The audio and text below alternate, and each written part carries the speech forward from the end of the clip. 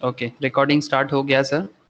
ठीक है, तो बेसिकली हम लोग बिजनेस एनवायरनमेंट में बात कर रहे थे, और बिजनेस एनवायरनमेंट, और आज हम लोग बात करेंगे कि बिजनेस एनवायरनमेंट में आज हम लोग का जो मेन डिस्कशन है दैट इज बिजनेस एनवायरनमेंट के साथ ऑर्गेनाइजेशंस का relationship between organisations and it's environment. ठीक है, मतलब एक ऑर्गेनाइजेशन जब सेटअप होता है उसके साथ आसपास का जो एनवायरनमेंट है, एनवायरनमेंट मतलब there are various kinds of environment, natural environment, political environment, societal environment, there are various kinds of environment. तो सबके साथ एक बिजनेस का बहुत बड़ा रिश्ता है, और ये पूरा का पूरा रिलेशनशिप हम लोग आज जानेंगे, और एनवायरनमेंट में सिचुएशंस क्या, अभी का सिचुएशंस क्या है उसका भी एक अंदाजा मिल जाएगा सर। तो आप लोग बहुत ध्यान से देखो कि बिजनेस एनवायरनमेंट के साथ ऑर्गेनाइजेशन लेवल में क्या रिलेशनशिप है। और आज हम लोग इसके साथ साथ टाटा ग्रुप को भी जानेंगे, बिकॉज वो भी एनवायरनमेंट के साथ ही अपने आप को बनाया है। तो टाटा ग्रुप के बारे में डिस्कशन करेंगे, रिलायंस के बारे में डिस्कशन करेंगे, और ट्राई करेंगे इंटरनेशनल लेवल में गूगल को भी आप लोगों के सामने दिखाने का। तो इस तरह से हम लोग कोशिश करेंगे आज का जो क्लास है उसको हम लोग सामने ले जाने का। ठीक है, तो चलो स्क्रीन शेयर भी कर लेते हैं आप लोगों से, ताकि आप लोग देख पाओ जो भी बात चल रहा है। मजा आएगा सर, आज बहुत मजा आएगा, बस कंसंट्रेशन रखना।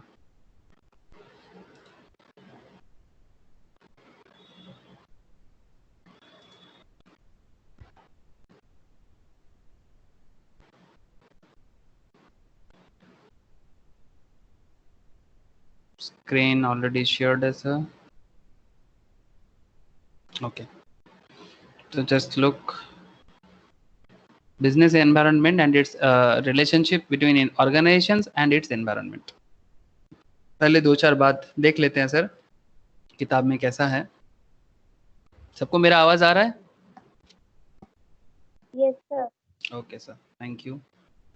तो देखो एक बार, in relation to the individual corporate enterprise, the external environment offers a range of opportunities, limitations, threats, and pressure, and thereby influence the structure and functioning the enterprise.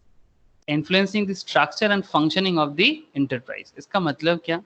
इसका मतलब यही है सर कि इंडिविजुअल कॉर्पोरेट एंटरप्राइज का मतलब क्या है? Basically company का बात कर रहा है, और एंटरप्राइज का मतलब आप लोग जानते हो ना, कंपनी मतलब कॉर्पोरेट का मतलब होता है कंपनी। ठीक है, कॉर्पोरेट का मतलब होता है बेसिकली कंपनी। और एंटरप्राइज वर्ड कहाँ से आया है? एंटरप्राइज वर्ड जो आया है ये आया है आपका एंटरप्रेन्योरशिप से। ठीक है, आप लोग ये वर्ड सुने होंगे, आज आप लोग मार्केट में दुकान का भी बहुत नाम देखते हो। ठीक है, मतलब समथिंग एंटरप्राइज, ठीक है, एक्स एंटरप्राइज देखे हो ना, X enterprise, Y enterprise, various kinds of. हमारे लोकल एरिया में आप किधर भी देखो आपको बहुत सारा एंटरप्राइज वाला चीज दिख जाएगा। एंटरप्राइज का मतलब बहुत लोग जानते भी नहीं है क्यों दुकान का नाम उसने एंटरप्राइज रख लिया। बेसिकली ये वर्ड आया है एंटरप्रेन्योरशिप से।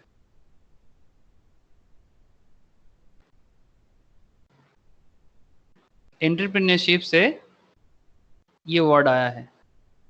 ये एंटरप्रेन्योरशिप मतलब क्या है सर? जो लोग रिस्क उठा के बिजनेस करते हैं, जो लोग रिस्क लेके इनोवेशंस के साथ, रिस्क विद इनोवेशन, सिर्फ रिस्क उठाना ही नहीं है सर, रिस्क के साथ साथ आपको इनोवेटिव भी होना है। रिस्क विद इनोवेशन, जब आप रिस्क के साथ साथ इनोवेशन लगाते हो ना, तब जाके आप बिजनेस को फ्लोरिश कर सकते हो। और सिर्फ बिजनेस फ्लोरिश तभी हो सकता है। एक बिजनेस का सक्सेस किस पे डिपेंड करता है? एक बिजनेस का सक्सेस डिपेंड करता है उसके एनवायरनमेंट में। बिजनेस का सक्सेस डिपेंड करता है उसका एनवायरनमेंट में। अब आप भी लोग बताओ सर कि एक बिजनेस एनवायरनमेंट सक्सेस होगा इसके साथ क्या क्या रिलेशनशिप है?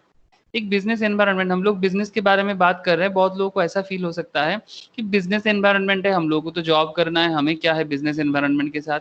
लेकिन मैक्सिमम लोग, जो लोग जॉब के लिए पागल हैं, इवन जॉब के लिए पागल मतलब बहुत पागल है सर, मतलब उनको ना कैसे भी करके अपना सिक्योर एक लाइफ चाहिए। ठीक है, इसमें कोई पाप नहीं है सर, सिक्योर लाइफ सबको जरूरी है, किसको सिक्योरिटी नहीं चाहिए जिंदगी का?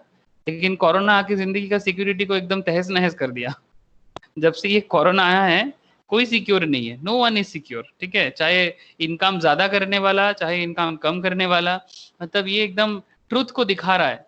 ठीक है, कि आप अगर ज्यादा सिक्योर होना चाहोगे ना, जिंदगी आपको सिक्योर करेगा नहीं। ठीक है, because there are lots of other environmental factors. आप समझ रहे हो मैं क्यों कोरोना के बारे में बात कर रहा था? मैं इसलिए कोरोना के बारे में बात कर रहा हूँ क्योंकि आप अगर बहुत ज्यादा सिक्योर होना चाहोगे ना, लेकिन सिक्योर अब होना बहुत जरूरी है, हम सबको सिक्योरिटी चाहिए होता है, तभी तो हम लोग घर के अंदर रहते हैं। अगर इतना बेपरवाह होते तो फिर हम लोग रास्ते में निकल के भी कुछ भी कर सकते थे। तो सिक्योर लाइफ में होना में कोई कोई बुराई नहीं है, लेकिन मैं कहना ये चाहता हूँ ज्यादा सिक्योरिटी लेते हुए ऐसा ना हो जाए कि मतलब कोरोना के साथ तो लड़ना पड़ेगा, बुद्धिमानी का बात है, ऑब्वियसली आपको घर के अंदर रह के ही कुछ ना कुछ बुद्धि लगा के पेशेंस के साथ जीना पड़ेगा। लेकिन वही मैं कह रहा हूँ कि जो लोग बहुत ज्यादा जॉब माइंडेड होते हैं, इसमें नो प्रॉब्लम, आप जॉब जॉब माइंडेड हो जाओ, लेकिन आपको फ्लेक्सिबल होना पड़ेगा। फ्लेक्सिबिलिटी विद किसके साथ? Flexibility with business environment. आपको बिजनेस एनवायरनमेंट के साथ फ्लेक्सिबल होना पड़ेगा, बिकॉज जो एक बिजनेसमैन, ठीक है, मैं बेसिकली कहना ये चाहता हूँ, एक बिजनेस जो बनाते हैं वो बाद में जॉब क्रिएट करते हैं, ये बात आप एग्री करोगे कि नहीं करोगे? जो बिजनेस बनाते हैं दैट इज एंटरप्रेन्योर, ठीक है, बिजनेस मेकर, वो इज द बिजनेस मेकर, जो बिजनेस बनाते हैं इसको हम लोग एम्प्लॉयर कह सकते हैं। और जो इस बिजनेस को मैनेज करते हैं, एक है मेकर और एक है मैनेजर, ठीक है, जो बिजनेस को मैनेज करते हैं, मैनेजर। ये मैनेजर जो बिजनेस को मैनेज करते हैं, एक बाद में क्या बन जाता है? एम्प्लॉय, ठीक है, मतलब मैनेजर है, बिजनेस को कैसे भी करके मैनेज कर रहा है, तो ये क्या है? एम्प्लॉय। बेसिकली इनको हम लोग सैलरी होल्डर के नाम से जानते हैं, और इनको हम लोग बिजनेसमैन के मतलब जो जिसका प्रॉफिट होता है, ये प्रॉफिट लेते हैं बिजनेस से और ये सैलरी लेते हैं बिजनेस से।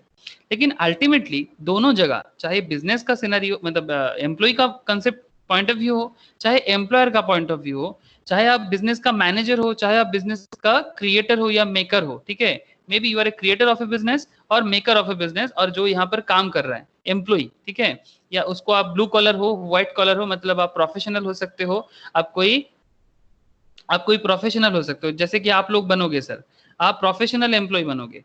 अगर आप लोग जॉब चूज करते हो आफ्टर योर, जैसे आप लोग सीए बन जाओ, आप लोग सीएस बन जाओ, सीएम में बन जाओ, आप लोग क्या बनोगे सर? अगर एज ए जॉब होल्डर बनना चाहो तो प्रोफेशनल एम्प्लॉय बनोगे। आप लोगों को ना व्हाइट कॉलर एम्प्लॉय कहा जाता है। कैसा एम्प्लॉय कहा जाता है? White collar.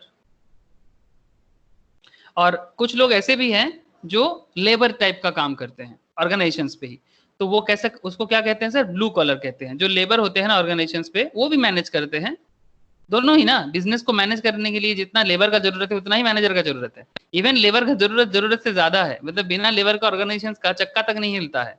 अगर बिजनेस ऑर्गेनाइजेशन में एक मशीन है, एक मशीनरी पार्ट्स है, उसमें सबसे इंपॉर्टेंट किसका जरूरत है? बिना लेबर का ऑर्गेनाइजेशन पूरा झंडा एकदम, मतलब सर उसमें मतलब क्या बताऊं सर, एकदम लॉक हो जाता है, वो फुल्ली लॉक हो जाता है।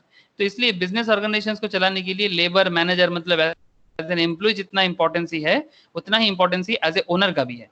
तो दोनों साइड में इंपॉर्टेंस ही रहता है, तभी जाके ऑर्गेनाइजेशन में कुछ बनता है। आप बात समझ पा रहे हो सर?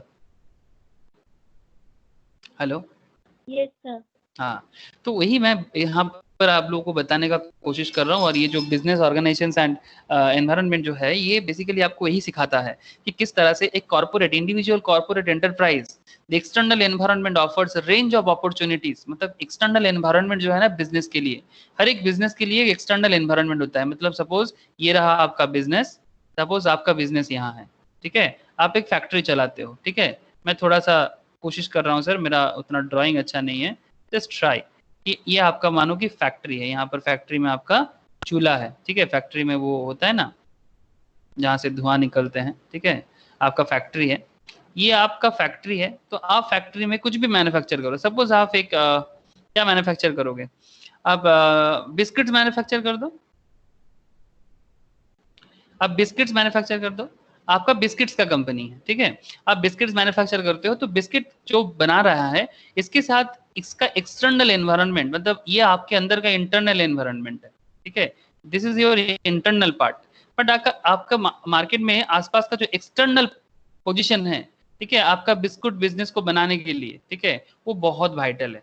इसमें आप बिस्किट्स की जगह कुछ भी ले लो, आप कपड़ा का ले लो, साड़ी साड़ी का बिजनेस करो, साड़ी बना मैन्युफैक्चर करो, आप क्लोथ्स, ठीक है, क्लोथ्स कोई वैराइटीज काइंड्स ऑफ क्लोथ्स, इसमें जीन्स हो सकता है, एनीथिंग, ठीक है, एनीथिंग। आप मोबाइल फोन, स्मार्टफोन मैन्युफैक्चरिंग करो, आप कोई डिजिटल प्लेटफॉर्म मैन्युफैक्चर करो, लाइक वेब डिजाइन करो, डिजिटल मार्केटिंग करो, ठीक है, जो भी आपको ठीक लगे, डिजिटल मार्केटिंग करो।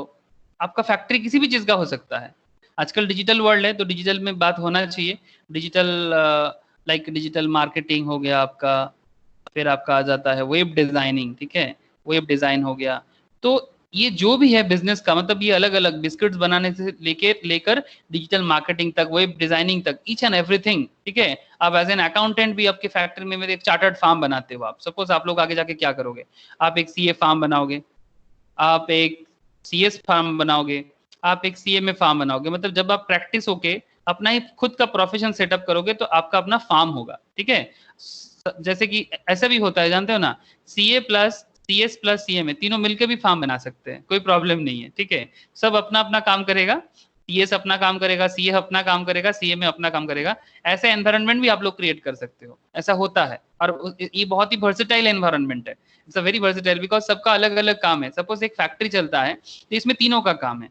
एक फैक्ट्री में चार्टर्ड का क्या काम हो जाता है, एक फैक्ट्री में, मैं क्योंकि चार्टर्ड लेवल में इसलिए इतना सारा का बात इसलिए कर रहा हूँ सर, आपको समझ में आ रहा है, क्योंकि बिजनेस एनवायरनमेंट लेवल में जो भी डेवलपमेंट होते हैं किसी भी कंट्री में, चाहे वो इंडिया हो या कोई फॉरेन कंट्री हो, इन तीनों का योगदान बहुत बड़ा होता है, बिकॉज ये कॉमर्स का हाईएस्ट लेवल में ही लोग बिलोंग करते हैं। हाईएस्ट लेवल ऑफ कॉमर्स का नॉलेज इन्हीं के पास होते हैं, लेकिन इनका भी अपना स्पेशलाइजेशन होते हैं।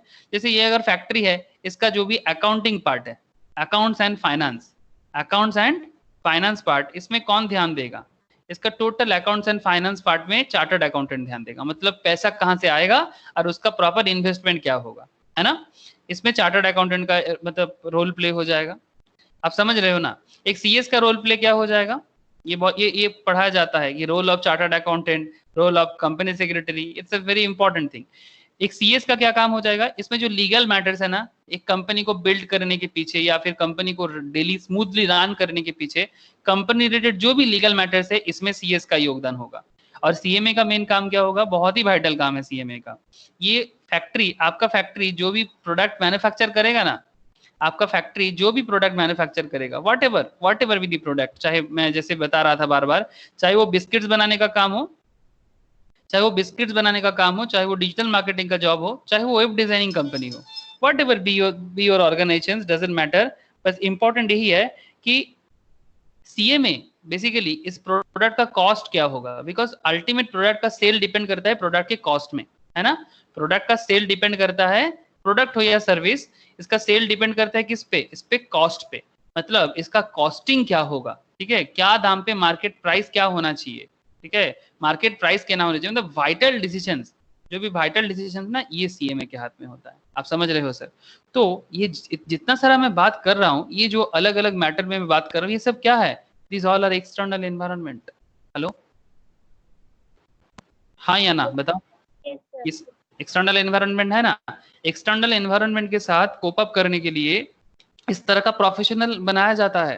सिर्फ नॉर्मल कॉमर्स का नॉलेज लेके आप 11-12 पढ़ते हो, नॉर्मल एक बेसिक नॉलेज, बीकॉम कर लो, बीबीए कर लो, it's a basic knowledge. But अगर आपको स्पेशलाइज्ड बनना है तो आपको इस तरह का कोर्स में आना पड़ता है, जिसको हम लोग प्रोफेशनल बोलते हैं, और ये पार्लियामेंट एक्ट के थ्रू से बनाया जाता है। क्यों, ताकि बिजनेस एनवायरनमेंट लेवल में एक प्रॉपर वे में इसको हैंडल किया जाए, ठीक है, एक प्रॉपर वे में इसको हैंडल किया जाए। फिर मैनेजरियल लेवल में एमबीए वगैरह बनाया जाता है, जैसे मैं बीबीए का बात कहा, वो तो अंडर ग्रेजुएट लेवल में है। एमबीए लेवल बनाया जाता है, आईएम जैसे इंस्टीट्यूशन है जहां से एमबीए कर सकते हो, जो कंपनी में और अच्छे लेवल में मैनेजरियल मतलब काम करवा सकते हैं। आपको समझ में आ रहा है ना कि किस मतलब पढ़ाई का क्या फंक्शंस है। मैं इसलिए आपको पढ़ाई के साथ कनेक्ट कर रहा हूं ताकि आप भी समझो कि ये अलग अलग जो कोर्स बनाया जाता है, ये जो भी लोग पढ़ते हैं कि मुझे ये करना है, मुझे वो करना है, सब चीजों के पीछे ना एक मकसद है, ultimately at the end of the day सबको एक ही चीज करना है, to cope up with the business environment and to manage the business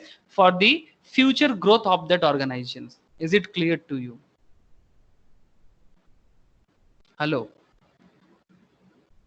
yes sir.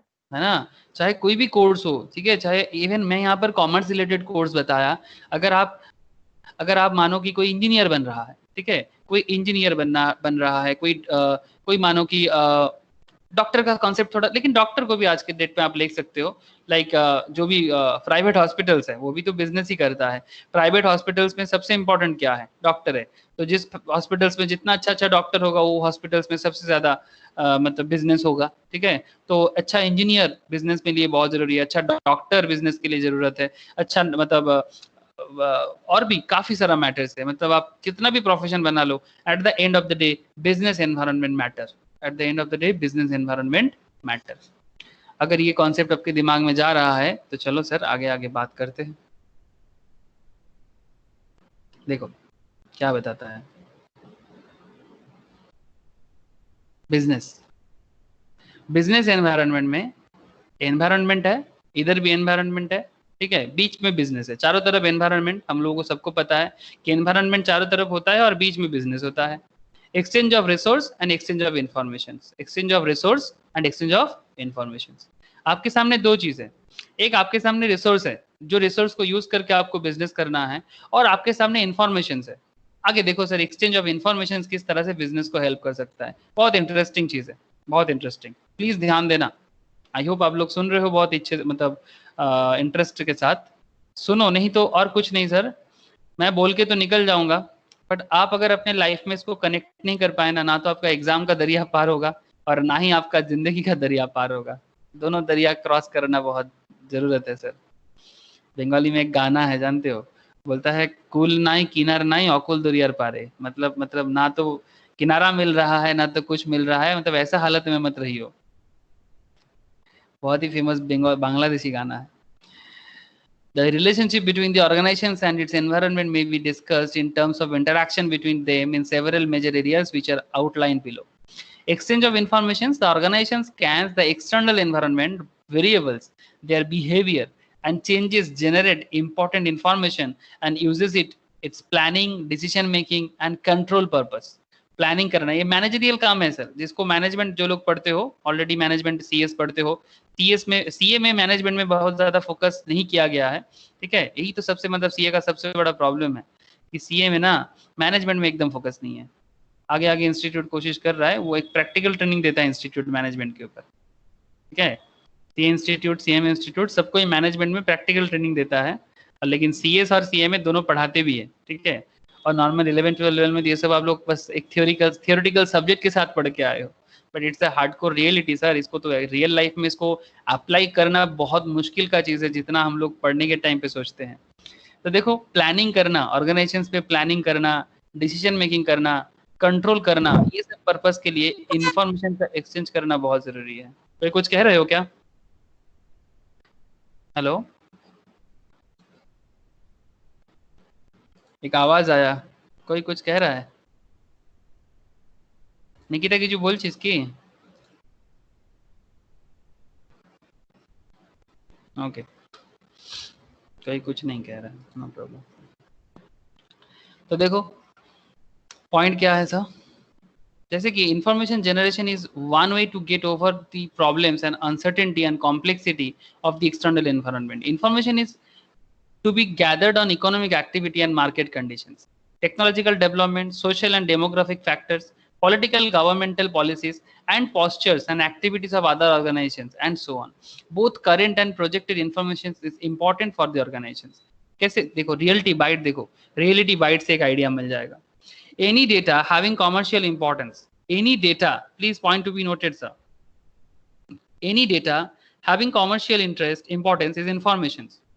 For example change in the government law for new vehicles engine norms, जैसे अभी भारत 4 चल रहा है, अगर जो लोग गाड़ी के बारे में जानते हो ना, भारत 6 भारत 4 ऐसे इंजन का ना मतलब स्टेज होता है, जैसे आप लोगों का मोबाइल में एंड्रॉयड वर्जन होता है ना, सिमिलर वे में इंजन का भी वर्जन होता है। किसी को आइडिया है ऑटोमोबाइल में भारत 5 भारत 6 ऐसे इंजन का वर्जन होते हैं। तो ऑब्वियसली मतलब जितना हाई क्लास इंजन उतना क्या है ना पॉल्यूशन कम करेगा, इंजन का टेक्नोलॉजी जितना हाई होगा उतना पोल्यूशन कम करेगा। आपको समझ में आ रहा है? Hello, yes sir. हाँ, जान लो सर, अभी करेंटली लेटेस्ट क्या चल रहा है सर, बता दो थोड़ा। लेटेस्ट चल रहा है, एक सेकंड देख लेते हैं, रुको, अभी देख लेते हैं लेटेस्ट इंजन का क्या डेटा चल रहा है। लेटेस्ट इंजन का डेटा चल रहा है, लेटेस्ट इंजन,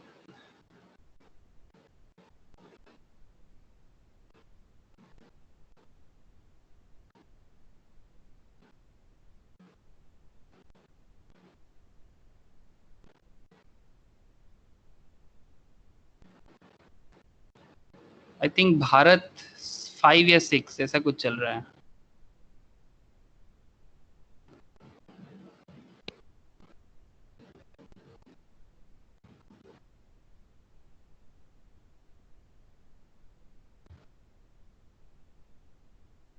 अभी मुझे मिल नहीं रहा है, ठीक है, बाद में देखता हूँ। ठीक है, बाद में देखता हूँ, आपको बताता हूँ। तो जो भी हो, तो अगर गवर्नमेंट ने कभी बताता है कि जैसे दिल्ली में ऐसा हुआ है, आप लोगों को सबको एक चीज पता है ना कि दिल्ली जो है ना एनवायरमेंट पॉल्यूशन में इंडिया मतलब वर्ल्ड में वन ऑफ द टॉप है ना।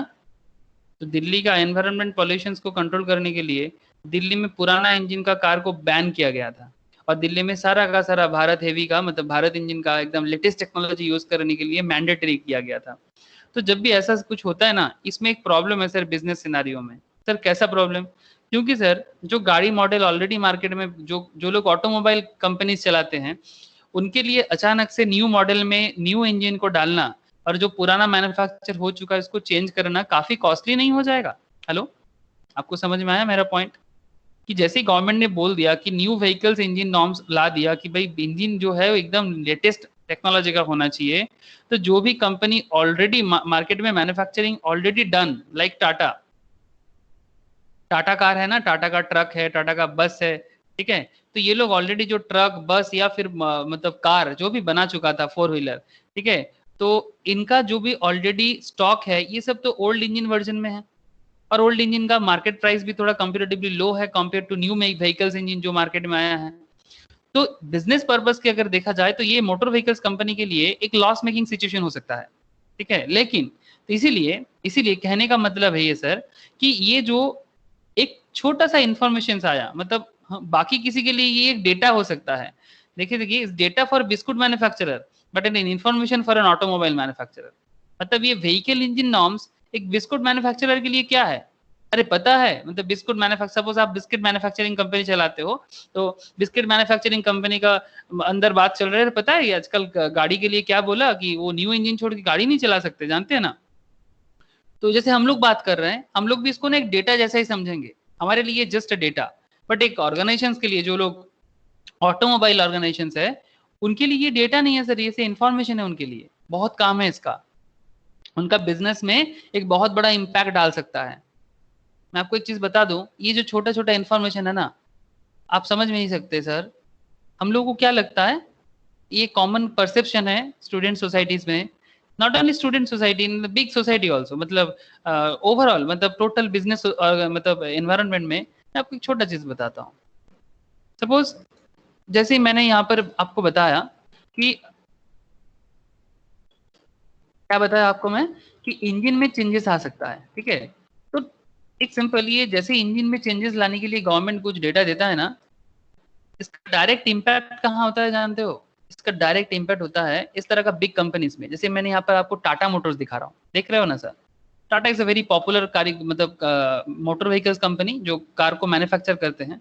तो डायरेक्टली टाटा पे इफेक्ट आता है, टाटा का जो शेयर है इस पे इफेक्ट आता है। जैसे कि अभी टाटा मोटर का शेयर चल रहा है 106.65, ठीक है। अगर आप इसका लास्ट 5 साल का भी डेटा देखते हो, मैं आपको शेयर मार्केट नहीं सिखा रहा हूँ सर, मैं बस आपको बिजनेस एनवायरनमेंट का इम्पैक्ट दिखा रहा हूँ जो कंपनी पे आता है, ठीक है। शेयर मार्केट अलग चीज है, जो लोग आप इनमें से आप लोगों में से कोई कोई करते हो वो लोग समझते हो कि वहां पर क्या बात होता है।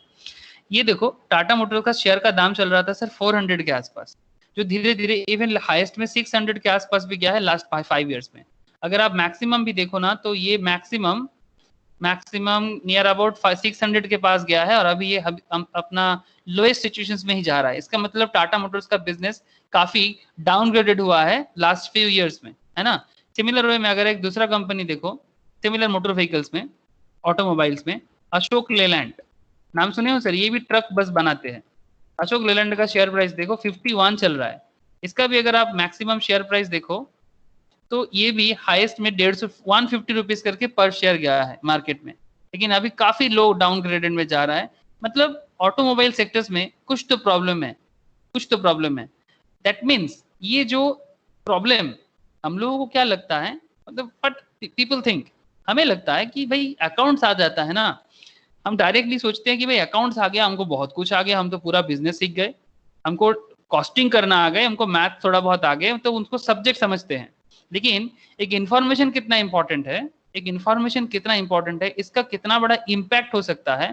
सपोज यू नो, ठीक है, देखो मैं अकाउंट्स भी पढ़ाता हूँ, मैम आपको अकाउंट्स पढ़ाते हैं, मैथ्स कराते हैं, हर एक सब्जेक्ट का इंपॉर्टेंस ही है। बहुत लोग ना ये सब मैटर को ना समझते नहीं है, ये मैं बार बार इसलिए बोल रहा हूँ क्योंकि ये सब सब्जेक्ट ना एग्जाम का दरिया तो पार करा देगा, बट इसका रियल लाइफ वैल्यू इतना ज्यादा है ना, मैं आपको बोल बोल के थक जाऊंगा, लेकिन मैं बोलना बंद नहीं करूंगा। एक बिजनेस को जब भी हम लोग सोचते हैं ना, तो भाई एक प्रॉफिट एंड लॉस अकाउंट बना दे, एक नेट प्रॉफिट बना दिया ना, हमको लगता है क्या होने वाला काम कर दिया मैंने। मतलब एक पीएल मैन्युफैक्चर करना, मतलब एक हमको एक पीएल बिल्ड करना आ गया, हमें एक बैलेंस शीट टैली करना आ गया। हमको लगता है हम तो कॉमर्स का सारा चीज सीख गए, हमको पीएल आता है, हमको बैलेंस शीट आता है, हमको कैश फ्लो स्टेटमेंट आता है, बहुत अच्छा ना सर, बहुत अच्छा। कैश फ्लो स्टेटमेंट आता है, फंड फ्लो आता है, बहुत अच्छा, नो प्रॉब्लम इज देयर, एकदम हाई हाई वैल्यू में चलो ना, एकदम हाई वैल्यू में चलो, no problem is there. But अगर आपको ये सिंपल इंफॉर्मेशन का मतलब नहीं पता, आप अपने ऑर्गेनाइजेशन को कहाँ लेके जाओगे सर। आपका पीएल आता है आपको बनाना, आपका बैलेंस शीट आता है, आपका कैश फ्लो स्टेटमेंट आता है, मतलब फाइनेंशियल स्टेटमेंट बिल्ड करना it's a very easy task for you. Even आपको मैथ्स भी आता है, आप कैलकुलेशन भी कर सकते हो, लेकिन कैलकुलेशंस का प्रॉपर जरिया क्या है, ये इंफॉर्मेशन सर। किस चीज का कैलकुलेशन? अचानक से आपको आप दिमाग में किसी का सवाल नहीं आता, जानते हो ना क्यों? क्यों इंडियन बिजनेस एनवायरनमेंट डेवलप नहीं करता?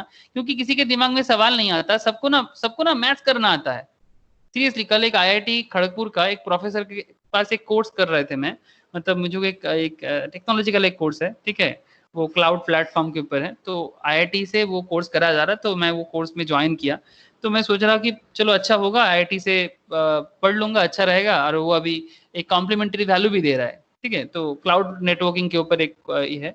तो मैं ज्वाइन किया, तो मैं प्रोफेसर को सुन रहा था, मतलब सीरियसली मैं 2 मिनट सुनने के बाद ना मेरे को लगा कि भाई मैं जितना सीखा, मतलब खुद से सीखा था, वो भी मैं भूल रहा हूँ। मतलब प्रॉब्लम कहाँ है जानते हो, मतलब ना तो वो डेटा इन्फॉर्मेशन को समझा पा रहे हैं, लेकिन आईआईटी का प्रोफेसर है, मतलब वेरी रेस्पेक्टेड इंसान, लेकिन फिर भी मैं मतलब ताज्जुब हो गया कि कैसे आईआईटी खड़गपुर का प्रोफेसर बन गया।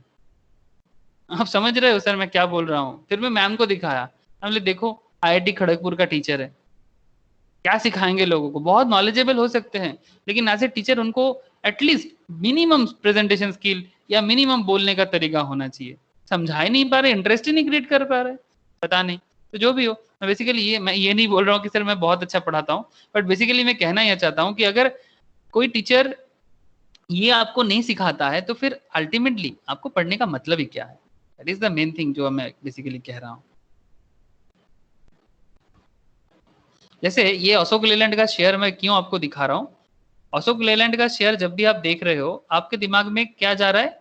आपके दिमाग में जा रहा है भाई अशोक लेलैंड का शेयर 51 चल रहा है, ये पीएल बैलेंस शीट कैलकुलेशन करके फाइनेंस करके आपको समझ में आ रहा है, लेकिन इसके पीछे, ये अशोक लेलैंड के शेयर के पीछे इंफॉर्मेशन बहुत इंपॉर्टेंट हुआ ना सर। आप मेरा बात समझ रहे हो ना sir? Hello,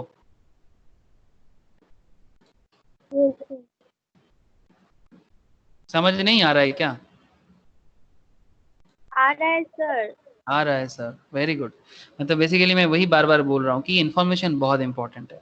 any data having commercial importance is information. For example, change in the government law for new vehicles engine norms is data for a biscuit manufacturer, but an information for an automobile manufacturer. तब ना समझोगे business organisation, business environment ऐसे नहीं समझोगे sir. Okay, exchange of resource देखो sir, exchange of information का मतलब समझ में आया? एक्सचेंज ऑफ रिसोर्स, रिसोर्स का एक्सचेंज करके क्या करेंगे? ऑर्गेनाइजेशन रिसीव्स इनपुट्स, ऑर्गेनाइजेशन क्या क्या इनपुट इनपुट लेता है? ऑर्गेनाइजेशन फाइनेंस इनपुट लेते हैं, मटेरियल इनपुट लेते हैं, मैन पावर लेते हैं, इक्विपमेंट लेते हैं, एटसेट्रा, ठीक है। ये सब इनपुट लेके ही तो, यही सब तो है ऑर्गेनाइजेशन का रिसोर्स। फाइनेंस का मतलब क्या सर? सर आप लोग अकाउंट्स करते हो, कैश टू कैपिटल नहीं करते? कैश टू कैपिटल करते हो ना सर? तो आप जब बिजनेस में 1 करोड़ इन्वेस्ट करते हो, ये 1 करोड़ आपको कहीं ना कहीं से लोन वगैरह लेना पड़ता है। ऐसे तो बिजनेस के लिए घर से तो पैसा लेके बिजनेस नहीं कर सकते ना, तो कहीं ना कहीं से आप इसको लोन लेते हो। तो ये लोन लेने को क्या कहते हैं सर? इसको फाइनेंस कहते हैं। इसी को फाइनेंस कहते हैं, इन सिंपल इसी को फाइनेंस कहते हैं। हम लोग लास्ट दिन एक क्लास किए थे, याद है, एक्स्ट्रा में, सोर्स ऑफ फाइनेंस का। आई होप आप लोग कनेक्ट कर पा रहे हो। तो बिना सोर्स ऑफ फाइनेंस का बिजनेस कहां से होगा?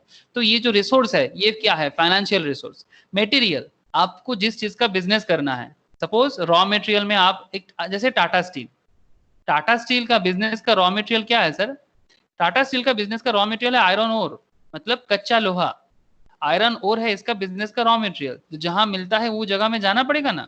जैसे कोल इंडिया बोल के एक कंपनी है, मतलब पूरा इंडिया में जो कोल का डिस्ट्रीब्यूशन होता है और जिसके कारण हमारे घर में इलेक्ट्रिसिटी चल रहा है। अभी आप लोग बैठे हो, जरूर पंखा चल रहा होगा, या किसी के घर में एसी चल रहा होगा, है ना, किसी के घर में लाइट चल रहा होगा, आपके फोन फोन आपके हाथ में चल रहा है, मेरे घर में भी चल रहा है। ये सारा का सारा पॉसिबल होता है कोल के कारण।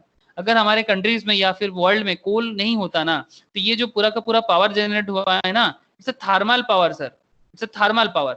80% of the power use in India, 85% and more thermal power से चलता है। और वो थर्मल क्या है, कोल से है। और ये कोल इंडिया लिमिटेड हैंडल करते हैं। अपने कोलकाता में कोल इंडिया का हेडक्वार्टर ईस्टर्न रीजन का। जो लोग न्यू टाउन जानते हो, आसपास में जो लोग हो यहाँ का, वो न्यू टाउन में अगर बस एक्शन एरिया वहां न्यू टाउन का एकदम स्टार्टिंग जहां केस्टोपुर खत्म होता है, वहीं पर न्यू टाउन का जो स्टार्टिंग पॉइंट है, ठीक है, वहां पर आपको कोल इंडिया का भवन दिख जाएगा। ठीक है, मैं आपको भवन देखने के लिए नहीं बोल रहा हूँ, तो बेसिकली ऑर्गेनाइजेशंस का एनवायरनमेंट के साथ कनेक्शन दिखा रहा हूँ कि एक ऑर्गेनाइजेशंस का बिल्डिंग देख के ऑर्गेनाइजेशन समझ में नहीं आएगा। उस ऑर्गेनाइजेशंस का जो प्रॉपर रियल लाइफ काम है, जो उसका रेस्पॉन्सिबिलिटीज है, तब जाके आप उसको समझो। सिर्फ बिल्डिंग मत देखो, भाई देखा क्या बिल्डिंग है, हाँ सीरियसली देखोगे ना कोल इंडिया का बिल्डिंग, आप भी चौंकोगे, भाई ये बाप रे बाप क्या बिल्डिंग है। मतलब लेकिन building is not the main thing. Main thing है कि उसका बिजनेस क्या है, उसका वो क्या चीज का बिजनेस करता है, तो उसका रॉ मटेरियल क्या है। मैन पावर, मैन पावर मतलब समझते हो ना, human resource management sir, HRM। बिना ह्यूमन रिसोर्स का क्या क्या बिजनेस कर लेंगे सर। मतलब अगर जिस जैसे कोल माइंस में बहुत बहुत लोग काम करते हैं। जो लोग बिहार झारखंड एरिया से बिलोंग करते हो, उनको अगर थोड़ा भी आइडिया है, बिहार झारखंड एरिया में कुछ एरिया होते हैं सर, कुछ फेमस शहर भी है। धानबाद, धानबाद अपने बंगाल में है सर, रानीगंज, ठीक है, रानीगंज, चित्तरंजन, ये सब फेमस फेमस एरिया है जो कोल माइंस के लिए जाने जाते हैं, कोलियाड़ी है सर। तो ये सब कोल माइंस एरिया में बहुत लोग काम करते हैं, बहुत लोग। तो इसी के कारण तो आसानसोल वगैरह जो बना है, इसी के कारण बना है।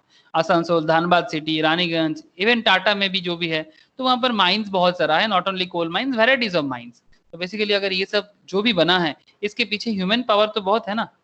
इसी को कहते हैं ना, ह्यूमन पावर को ही कहते हैं मैन पावर। ठीक है, जिसके लिए आप लोगों को क्या पढ़ाया जाता है सर, ह्यूमन रिसोर्स मैनेजमेंट। ये CS में काफी ज्यादा फोकस्ड है। बाकी जगह में किसी मतलब अगर बाकी आगे जाके कोई MBA करना चाहते हो, तो MBA इन HR कर सकते हो, ये भी अच्छा जगह है। MBA इन HR अलग से होता है, स्पेशलाइजेशन जो भी हो। तो समझ पा रहे हो ना सर कि कितना सारा मैटर है। हाँ सर समझ रहे हैं। आप तो बहुत ज्यादा बोलते हो, इतना क्यों बोलते हो। नहीं सर बोल दूं, क्या पता कल हो ना हो। हर घड़ी बदल रही धूप जिंदगी, कल हो ना हो, जो भी हो। Man power, equipment etcetera. Equipment मतलब बिना इक्विपमेंट का क्या बिजनेस है। हर एक बिजनेस को करने के लिए यू नीड इक्विपमेंट, मतलब जो भी मशीनरी पार्ट्स हो, टेक्नोलॉजिकल पार्ट्स हो, ठीक है, ये बिना इक्विपमेंट का कुछ नहीं हो सकता।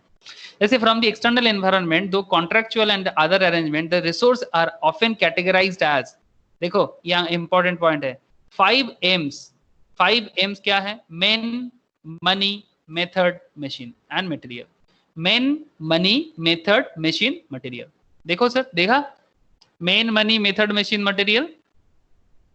It sustains itself by employing the above inputs for involving or producing output of products and service. The organization interacts with the factor markets for purpose of getting its inputs. It competes sometimes and collaborates sometimes with other organizations in the process of ensuring consistent supply of input. मतलब जो भी supply उसको देना है, जो भी resources लेके अपना बिजनेस को बिल्डअप करना है, उसके लिए वो कुछ भी कर सकते हैं, सबको एक साथ करके जोड़ के। ठीक है, जिसमें कौन कौन होता है, organisation is depend on the external environment for disposal of its output. मतलब बिजनेस ऑर्गेनाइजेशन इनपुट डालते हैं और आउटपुट निकालते हैं। इनपुट डालो और आउटपुट निकालो। ठीक है, जो भी आपको आयरन और डालो स्टील बनाओ, आयरन और इनपुट करो और बदले में क्या चाहिए, टाटा स्टील चाहिए। ठीक है, जो टाटा बनाते हैं। अगर आप नॉर्मल गवर्नमेंट का बात करो तो सेल का नाम सुने हो sir, SAIL, Steel Authority of India Limited, ये सरकार का है, गवर्नमेंट ऑफ इंडिया का। ये भी आयरन ओर का इनपुट डालते हैं और बदले में क्या लाता है, स्टील लाते हैं।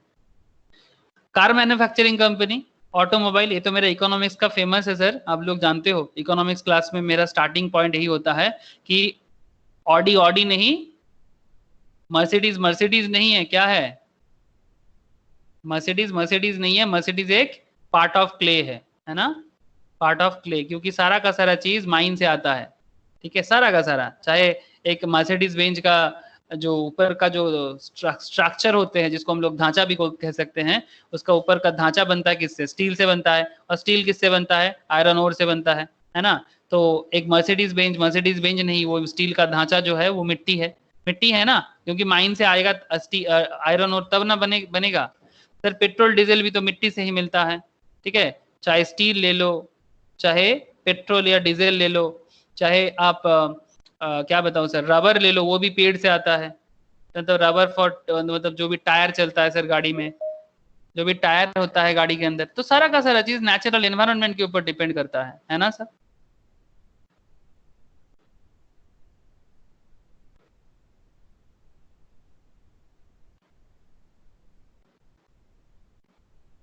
Okay sir,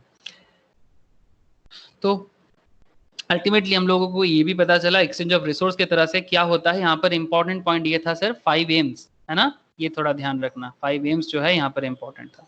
exchange of influence and power, आपको अपना इन्फ्लुएंस एंड पावर भी दिखाना चाहिए, ठीक है, बिना इन्फ्लुएंस एंड पावर का बिजनेस को एस्टेब्लिश नहीं कर सकते सर, है ना। जैसे यहाँ पर देखो इन्फ्लुएंस एंड पावर का यूज कैसे हो सकता है, रियल डिवाइड देखो, बड़ा इंटरेस्टिंग है सर, बाबा रामदेव है यहाँ पर। FMCG company Patanjali, endorsed by Baba Ramdev, is now a big player in the industry and is giving a tough competition to the well-established FMCG like Hindustan Unilever, Godrej, Dabur, P&G, मतलब Procter and Gamble, ये सब foreign company है sir. Godrej and Dabur India का है, Procter Gamble foreign है, HUL foreign का है। Now people prefer ayurvedic products over chemical products. Patanjali success has taken it to a position where it can influence the market surely. Patanjali gathers the information from the market, competitors, etc. about the public preference and demands, and then uses it to fulfill them through modification in the existing product or launching new product.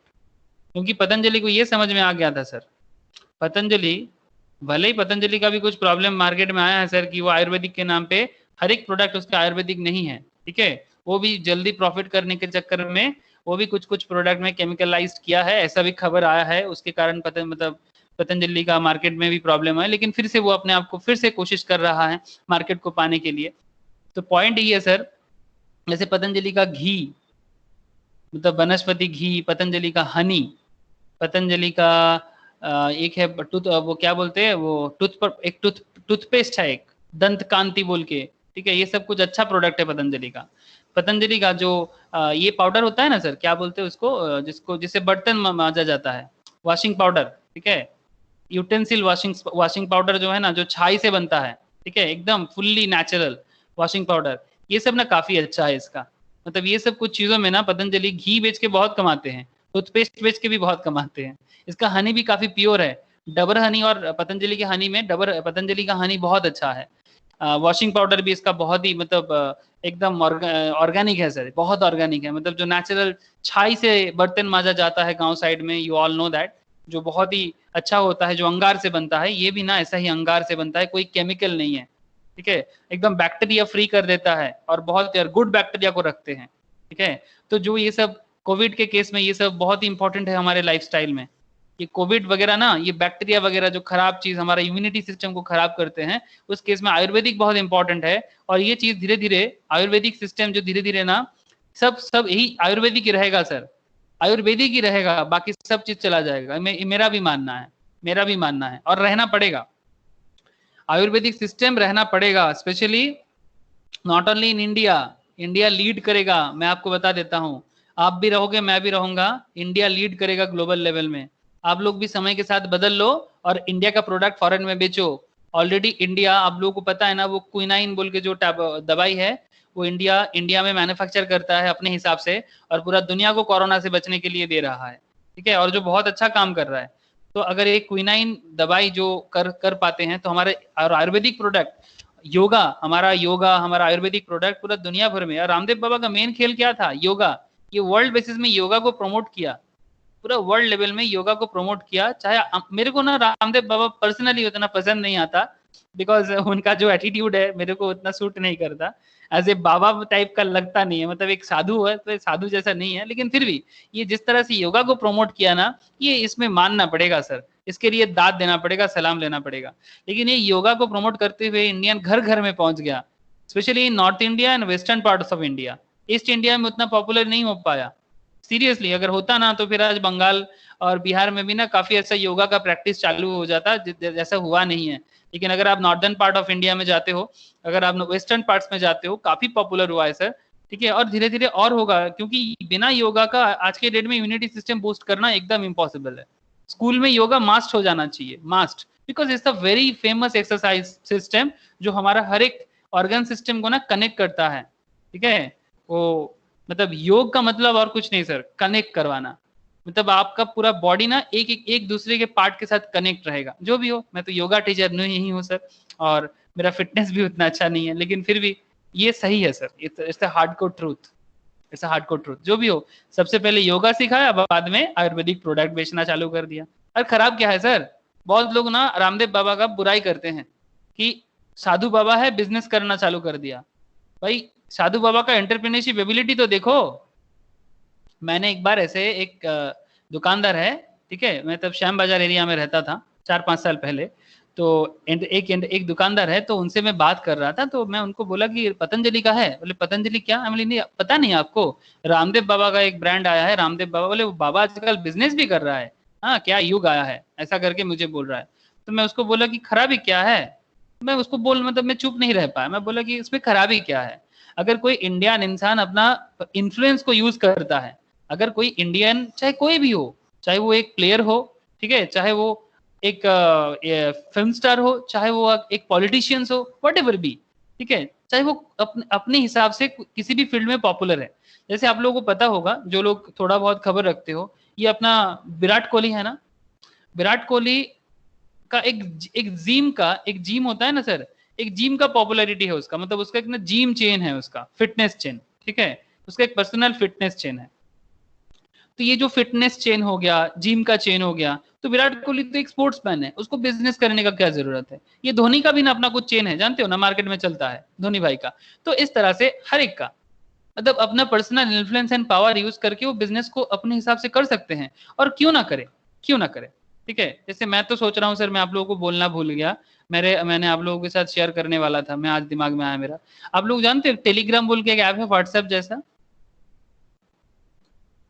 Hello. Yes yes हाँ, sir, yes मैं sir. सोचता हूँ कि ना हम लोग ना Telegram में शिफ्ट हो जाए, अच्छा मतलब अच्छा रहेगा सर। मैं अब सर, सबको बोल अच्छा रहा हूँ। रहेगा। हाँ हाँ, सर, अच्छा रहेगा सर। क्योंकि एक तो देखो फॉरेन कंपनी है व्हाट्सएप, इसको क्यों इतना प्रमोट करें हम लोग इंडिया में, है ना। अगर प्रमोट करना ही है, ये देसी है, इसको प्रमोट करें ना, फीचर्स खराब नहीं है, मैं सबको ही मुझे बोल रहा है। तो धीरे धीरे, एकदम अचानक से व्हाट्सएप जरूरी नहीं है बंद कर देना, धीरे धीरे एक चेंज कर देना चाहिए मेरे हिसाब से। हम सबको टेलीग्राम से कनेक्ट करें, सर अच्छा आप रहेगा। अपना आईडी बना लिए? नहीं, मैंने अभी तक कुछ बनाया नहीं है सर, अच्छा लेकिन मैं कुछ ही दिनों से सोच रहा हूँ, और मेरे को ना मतलब ये पढ़ाते पढ़ाते टाइम बीत जाता है, भूल जाता हूँ। तो आज मेरे को याद आया बोलते हाँ बोलते सर, अच्छा ऐप है टेलीग्राम।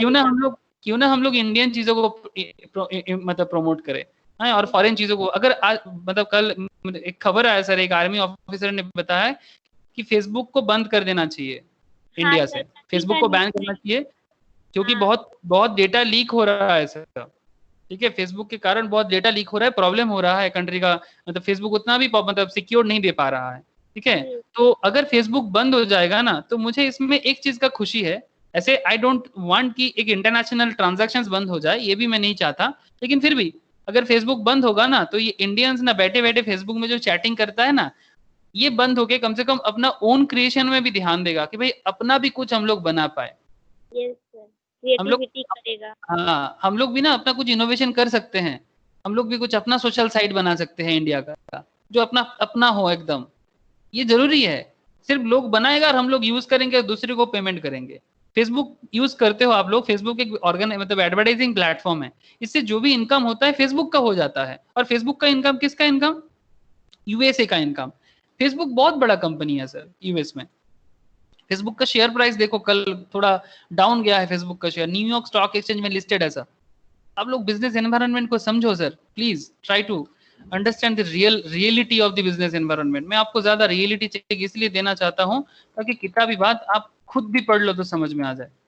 फेसबुक का शेयर प्राइस देखो,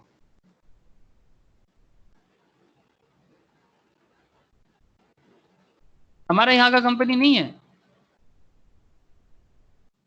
ये न्यूयॉर्क स्टॉक एक्सचेंज में यूएसए का कंपनी है, ठीक है, यूनाइटेड स्टेट्स ऑफ अमेरिका का कंपनी है। मार्क जुकरबर्ग इसका ओनर है, ठीक है। ये देखो यहाँ पर फेसबुक का कल 244.50, कल मार्केट डाउन हुआ था इसका, कल मार्केट इसका डाउन हुआ था लास्ट 5 दिन में अगर देखा जाए तो। ये देखो कल मार्केट डाउन हुआ था, फिर आज थोड़ा सा अप हुआ है, ठीक है, क्योंकि वो बिकॉज ऑफ एक इंटरनेशनल प्रॉब्लम क्रिएट हुआ था। ये देखो कॉमन स्टॉक है नैस्डैक, नैस्डैक है ये आपका यूएस में ही है एक स्टॉक मार्केट, नैस्डैक में स्टॉक मार्केट में लिस्टेड है। 244.50 यूएस डॉलर इसका शेयर का वैल्यू चल रहा है। तो ये तो very big company in USA, ठीक है। तो इस तरह से मेरे हिसाब से मैं ये नहीं बोलूँगा कि फेसबुक को बैन कर दो यहाँ इंडिया से, अगर इंटरनेशनल प्रॉब्लम है तो बैन कर देना चाहिए, लेकिन हम लोग भी अपना कुछ बनाए ये भी जरूरी है, जो भी हो। तो आई थिंक ये पतंजलि का रामदेव बाबा का इन्फ्लुएंस एंड पावर वाला कॉन्सेप्ट समझ में आया सर? हाँ, exchange of influence and power business environment के लिए कितना जरूरी है। जिसके पास पावर है, इन्फ्लुएंस है, उनको करना चाहिए। सबके पास तो इन्फ्लुएंस नहीं होता ना, सब हर कोई सबको इन्फ्लुएंस नहीं कर पाता, ठीक है। तो इन्फ्लुएंसिंग पावर बहुत इंपॉर्टेंट होता है। तो जो भी हो, ये जो भी हम लोग अभी पढ़े ये सब ये इंपॉर्टेंट था सर, कि एक बिजनेस एनवायरनमेंट में क्या देखना चाहिए, relationship between organisations and it's environment में। आपको एनवायरनमेंट में एक्सचेंज ऑफ रिसोर्स देखना चाहिए, एक्सचेंज ऑफ इन्फॉर्मेशन देखना चाहिए, एंड इन्फ्लुएंस एंड पावर देखना चाहिए। ये तीनों चीज जब इकट्ठा होता है ना, exchange of resource, exchange of information and influence and power, तब जाके आपका बिजनेस बिल्डअप होता है। और ये सारा का सारा खेल किस पे डिपेंड करता है? एनवायरनमेंट पे डिपेंड करता है। हेलो सर, समझ में आ रहा है? चलो सर, इसके बाद जो नेक्स्ट पॉइंट है, इस पे जाने से पहले नेक्स्ट जो पॉइंट है ना वो भी काफी अच्छा मतलब इंपॉर्टेंट पॉइंट है, organisation response to its environment. लेकिन उससे पहले हम आपको, अच्छा चलो इसको बता दें, उसके बाद की स्टडीज बताते हैं। सबसे पहले एक ऑर्गेनाइजेशन का रिस्पॉन्स इसके एनवायरनमेंट के साथ कैसा होना चाहिए। सबसे पहले 3 class of response are described, एक administrative response, competitive response, collective response. Administrative, competitive, collective, ठीक है। किस तरह का? जैसे इसका रियलिटी बाइट देखो, पूरा क्लियर होगा। Pharmaceuticals firms are forming strategic alliance to distribute non-competing medications and avoid the high cost of establishing sales organizations. Firms from different countries are formed joint ventures to overcome restrictive trade barriers, and high technology firms are forming research consortia to undertake significant and costly research and development. मतलब क्या हुआ sir? Environment के साथ किस तरह से लड़ना चाहिए। फार्मास्यूटिकल फार्म्स मतलब मेडिकल कंपनी सर, मतलब जो दवाई बनाते हैं। फार्मास्यूटिकल्स फार्म का मतलब जो लोग दवाई बनाते हैं। ऐसा कोई कंपनी इंडिया में? हाँ सर, फेमस कंपनीज है कुछ, सिप्ला, ठीक है, शेयर भी है इसका मार्केट में, देख सकते हो आप लोग। सिप्ला है आपका, डॉक्टर रेड्डीज बोल के एक कंपनी है, सान फार्मा बहुत ही फेमस है साउथ का, सान फार्मास्यूटिकल्स, सान फार्मास्यूटिकल्स बहुत ही फेमस कंपनी है सर।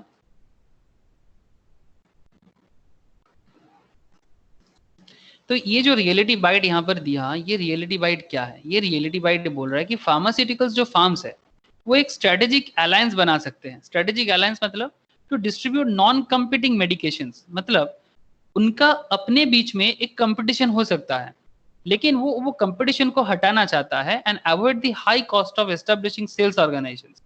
दैट मीन्स जैसे कि मैंने आपको अभी जो बताया, जैसे मानो कि यूएसए, इंडिया,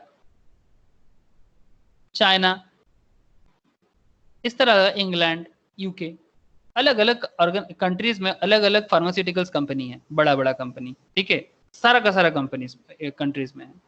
लेकिन ये लोग अगर अपना अपना ब्रांड को सेल करने के लिए, इसको अगर बेचना है तो इसको हाई एस्टेब्लिशमेंट सेल ऑर्गेनाइजेशन लग जाएगा कि भाई इनका जो दवाई है, दैट इज मेडिसिन है, ये लोगों के पास पहुंचे।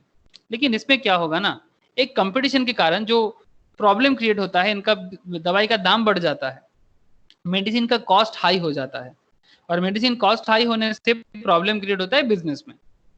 तो ऐसा सिचुएशंस में अगर इनको जैसे कि इंडिया जैसा मार्केट, इंडिया जैसा कंट्री को अगर उसको मेडिसिन सेल करना है, पाकिस्तान जैसे, बांग्लादेश जैसे, वर्ल्ड का बहुत ही फेमस पॉपुलेशन है इंडिया, बांग्लादेश, पाकिस्तान। इंडिया, बांग्लादेश, पाकिस्तान, पूरा वर्ल्ड का पॉपुलेशन है 750 करोड़ अप्रॉक्स, ठीक है। उसमें इंडिया में रहते हैं 130 करोड़, बांग्लादेश में रहते हैं करीब 15 करोड़, पाकिस्तान में रहते हैं 22 करोड़, मतलब वहीं पर हो गया सर 200 करोड़ के आसपास। पूरा वर्ल्ड पॉपुलेशन 750 करोड़ का, उसमें करीब करीब 180 करोड़ के आसपास पॉपुलेशन सिर्फ इंडिया, बांग्लादेश, पाकिस्तान में ही है।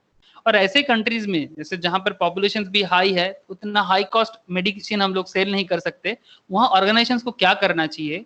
Firms from different countries are forming joint ventures to overcome restricted trade barriers. मतलब एक कंट्री अपना कंट्री का सेल, मतलब दवाई को सेल नहीं करने देगा, उसका मतलब नॉलेज भी शेयर नहीं करने देगा, इसका अच्छा है उसका अच्छा है बोल के अपना प्रॉब्लम क्रिएट करेगा। तो वो लोग अपने अंदर एक स्ट्रेटेजिक अलायंस बना सकते हैं। मतलब अलायंस मतलब क्या सर? अलायंस का मतलब होता है मिलना, मतलब एक होना, एकजुट होना, जैसे वोट के टाइम पे होता है ना हमारे कंट्रीज में। और high technology firms are forming research consortia. Consortia मतलब जब बहुत सारे ऑर्गेनाइजेशंस एक साथ मिलकर एक ऑर्गेनाइजेशन बनाते हैं ना, उसको कहते हैं consortia, to undertake significant and costly research and development, ठीक है। तो इस तरह से मार्केट में जब भी एनवायरनमेंट में कोई रेस्ट्रिक्शन हो तो ऑर्गेनाइजेशंस मिलकर ये रेस्ट्रिक्शंस को हटा सकते हैं। सर इस तरह का कोई रियल लाइफ एग्जांपल्स है ना सर? ऐसा ऐसा रियल लाइफ एग्जांपल्स काफी है। ऐसे मेडिसिन में आपको पता है, यहाँ पर इंस्टीट्यूट बता रहा है, अगर आप इसको जैसे मारुति एंड सुजुकी, नाम तो सुने होंगे ना सर? मारुति सुजुकी कार का नाम तो सुने हैं? Yes sir. ये मारुति एंड सुजुकी में, मारुति जो है ना ये इंडिया का है, इंडिया के पास इसका नीड है, मार्केट है, इंडिया के पास नीड है, मार्केट है, ठीक है, सब कुछ है इंडिया के पास। लेकिन सुजुकी जो है ना, इसके पास क्या है? सुजुकी के पास टेक्नोलॉजी है जो जापान का है। Suzuki is from Japan, Maruti is from India, ठीक है। तो ये दोनों क्या कर दिया? मर्ज कर दिया, एक स्ट्रेटेजिक अलायंस कर दिया। स्ट्रेटेजिक अलायंस करके जो भी प्रॉब्लम है, और अगर डायरेक्ट सुजुकी का कार इंडिया में हम लोग डायरेक्ट सिर्फ सुजुकी का कार लेते हैं तो सुजुकी हाई कॉस्ट हो जाएगा। लेकिन वही कार अगर मारुति और सुजुकी दोनों मिला के बनाते हैं तो वो क्या हो जाएगा ना, लो कॉस्ट हो जाएगा। और उसमें मतलब लो कॉस्ट होने के कारण मार्केट में सेलेबल भी हो जाएगा, जो ऑलरेडी हो रहा है। मारुति सुजुकी का कार इंडिया में सबसे सस्ता कार है और वर्ल्ड लेवल में भी काफी अच्छा बिजनेस करता है मारुति सुजुकी। आप समझ पा रहे हो सर? Yes sir. मैं आपको टाटा का कुछ सिस्टम बताता हूँ। देखो टाटा का केस स्टडीज देखो एक बार, आपको बिजनेस एनवायरनमेंट का ना पूरा आइडिया लग जाएगा। जस्ट 2 मिनट एक बार देखो कि ये है Tata group, this is a Tata group, ये बॉम्बे हाउस है, मतलब मुंबई का इनका हेडक्वार्टर है। टाटा टाटा में टाटा कितना तरह का बिजनेस करते हैं एक बार जस्ट देखो। Is an Indian multinational conglomerate holding company, headquarter Mumbai, Maharashtra, India. 1868 में जमशेदजी टाटा इसको बिल्डअप किया था, 1868 में सर। मतलब आप समझ रहे हो टाटा का 2020 चल रहा है अभी, कम से कम 152 इयर्स का बिजनेस है। Still running and growing, still running and growing, मतलब क्या गजब का बिजनेस एनवायरनमेंट है इनका। Just try to understand. हम लोग 10 साल बिजनेस नहीं चला पाते, ये लोग 152 ईयर से बिजनेस चला रहे हैं and still growing, still growing. अभी भी ऐसा कोई नहीं बोल सकता कि टाटा डाउनग्रेडेड है, टाटा स्टिल ग्रो कर रहा है। हाँ कोई एक सेक्टर खराब हो सकता है तो दूसरा सेक्टर में अच्छा कर रहा है।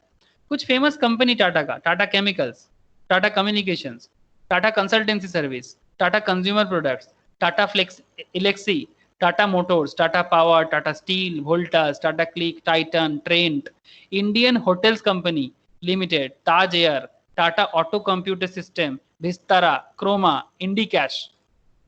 नाम तो सुने होंगे सर ये सब ऑर्गेनाइजेशंस का। तो एक ऑर्गेनाइजेशन ना रातों रात ऐसा नहीं होता, आप देख पा रहे हो। ये रिलायंस तो बहुत ही रिसेंट में आया है, रिलायंस का देख लो। टाटा के साथ हम लोग कभी कभी रिलायंस का कंपेयर कर लेते हैं, रिलायंस ज्यादा पुराना नहीं है सर, 1960s का कंपनी है, ठीक है। मतलब 100 ईयर्स बाद टाटा के जन्म के 100 साल बाद रिलायंस का जन्म हुआ है। ये रिलायंस का है, ये जो डेटा मैं अभी आपको दिखा रहा हूँ ये रिलायंस इंडस्ट्रीज का है, आप देख पा रहे हो, ठीक है। तो चलो अभी टाटा में बात करते हैं, क्योंकि बिजनेस एनवायरनमेंट में टाटा ने जो दिखाया वो रिलायंस ने अभी तक नहीं दिखा सर, ठीक है, मतलब कंपेयर नहीं कर सकते। तो जो भी हो, इसका करंट रेवेन्यू है टाटा ग्रुप का 113 बिलियन, 2019 का डेटा है 113 बिलियन का, आप इसको कैलकुलेट कर सकते हो। मैं आपको एक चीज दिखाना चाहता हूँ, देखो टाटा का सब्सिडियरीज बिजनेस देखो, और टाटा का मतलब बिजनेस का एरिया देखो कि क्या क्या करते हैं। आपको दिख रहा है ना, जो पेज में आप लोगों के सामने रखा हूँ, दिख रहा है आप Yes, लोग? yes, yes, sir. ये देखो टाटा टीगर मतलब टाटा ऑटोमोबाइल सेक्टर्स में है, इसका आप लोगों को पता है। टाटा टी, टाटा अग्नि, ये सब एकदम आप लोग देखते हो, एकदम किसी भी दुकान में जाते हो ग्रोसरी स्टोर में ये सब दिखता है। Himalayan Tata water, mineral water, ये भी आपने देखा होगा। एक गजब का चीज देखो, ये बस देख रहे हो सर? हाँ, ये बस देखो, ये जो बस है ना, ऐसा बस इंडिया में नहीं चलता सर, किसी भी सिटी में नहीं चलता। In any city of India, किसी भी सिटी में ऐसा बस नहीं चलता। ये बस स्पेन में चलता है सर, मद्रिद में। आप नाम सुने होंगे, रियल मद्रिद एक बहुत फेमस फुटबॉल टीम है। ये मद्रिद स्पेन में टाटा का बस चलता है सर। बस देख रहे हो, टाटा मैन्युफैक्चर करता है, इंडिया का प्राउड है सर कि स्पेन जैसे इतना डेवलप नेशंस में टाटा कंपनी का बस चलता है। It's not a matter of joke. आप समझ पा रहे हो? ये देखो एनवायरनमेंट किसको कहते हैं और किस तरह से एनवायरनमेंट का यूज करना चाहिए। ये एक टाटा जेनॉन बोल के एक पिकअप ट्रक है, ठीक है, टाटा जेनॉन। ये टाटा जेनॉन का पिकअप देखिए कहाँ चल रहा है, देख रहे हो? थाई में, थाईलैंड में चल रहा है। बहुत फेमस है थाईलैंड में टाटा का truck.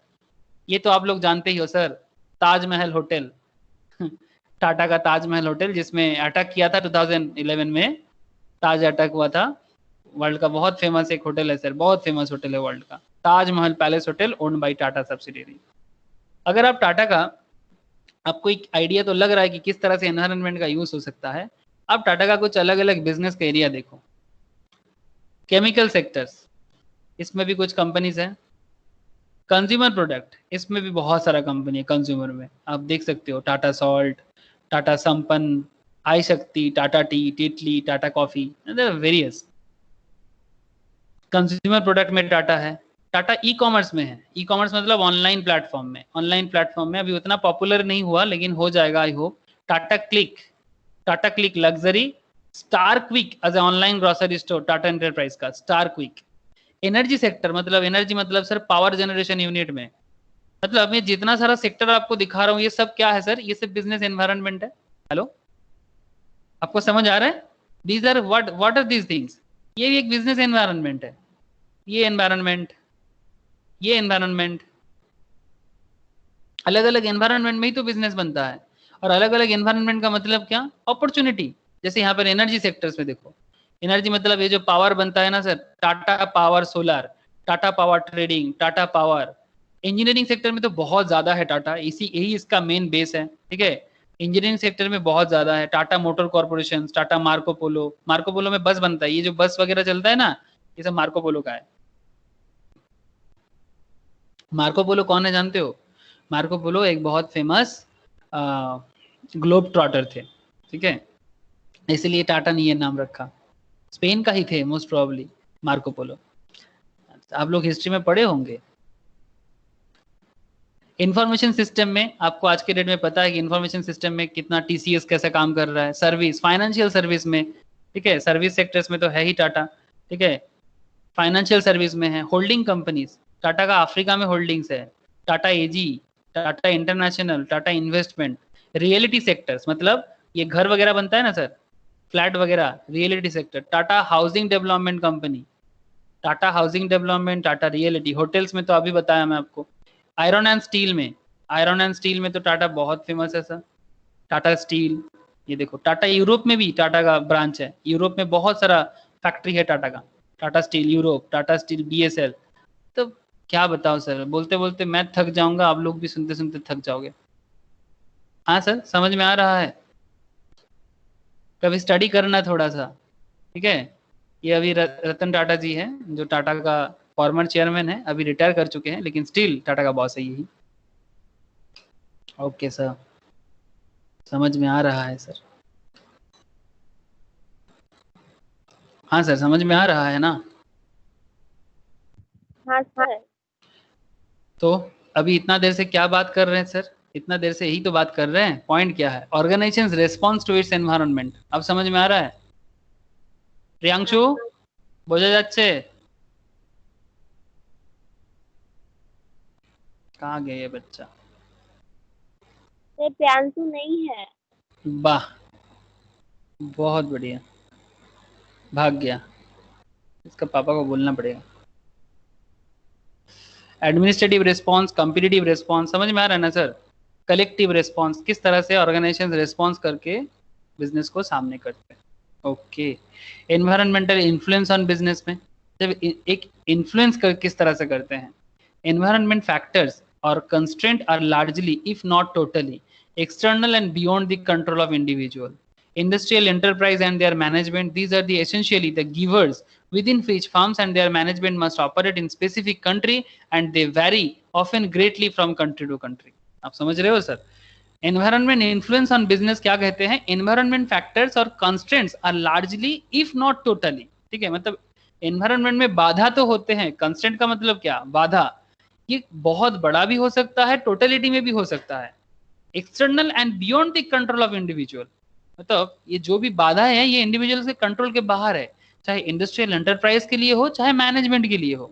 These are essentially the givers within which firms and their management must operate, मतलब जो भी है आपके पास आपको उसी में जीना पड़ेगा, आपको उसी के मध्य बनना पड़ेगा, चाहे बिजनेस हो या आप खुद। मतलब जैसे अभी हम लोग कोविड के अंदर घर में क्या हो गए सर? बंदी हो गए कोविड-19 के कारण, कोरोना के कारण। तो क्या जीना बंद कर देंगे? क्या ग्रोथ बंद कर देंगे? कैसे भी करके हम लोग अपने आप को इस पर्टिकुलर एनवायरनमेंट में सप्लाई मतलब सरवाइव करेंगे ही करेंगे, यही है ना? कैसे भी करके करेंगे। तो ये मास्ट है, दिस इज अ मास्ट। तो एनवायरमेंटल इन्फ्लुएंस इन बिजनेस बहुत जोर का है। जैसे एनवायरमेंटल इन्फ्लुएंस इन दी इंडिविजुअल्स में होता है, तो ऐसा बिजनेस में क्यों नहीं होगा? सिंपल यहाँ पर वही बात कर रहे हैं। ऑल लिविंग क्रिएचर्स, जो भी लिविंग क्रिएचर्स है including human beings, live with in an environment. Apart from the natural environment, environment of human include family, friends, peers, neighbors, and society. It also includes man-made structure such as buildings, furnitures, roads, and other physical infrastructure. सभी depend करते हैं ना. Just like human beings, business also does not function in an isolated vacuum. जैसे इंसान isolated area में function नहीं कर सकते। अगर आपको एक आइलैंड में, एक खाली फांका आइलैंड में छोड़ के आ जाए, जिंदा रह सकते हो क्या? एकदम इम्पॉसिबल है सर। अभी 2 मिनट के लिए अगर बोल सकते हो कि हाँ हाँ दे के आ जाओ हम रह जाएंगे, लेकिन 3 मिनट बाद आप बोलो कि भाई कोई मुझे यहाँ से लेके जाओ नहीं तो हम मर जाएंगे। तो just like human beings, business also does not function in an isolated vacuum. Business function within a whole gambit or relevant environment and have negotiated their way through it. The extent to which the business thrives depends on the manner in which it interacts with its environment. To be successful, business has not only recognize different elements of the environment but also respect, adapt or manage and influence them.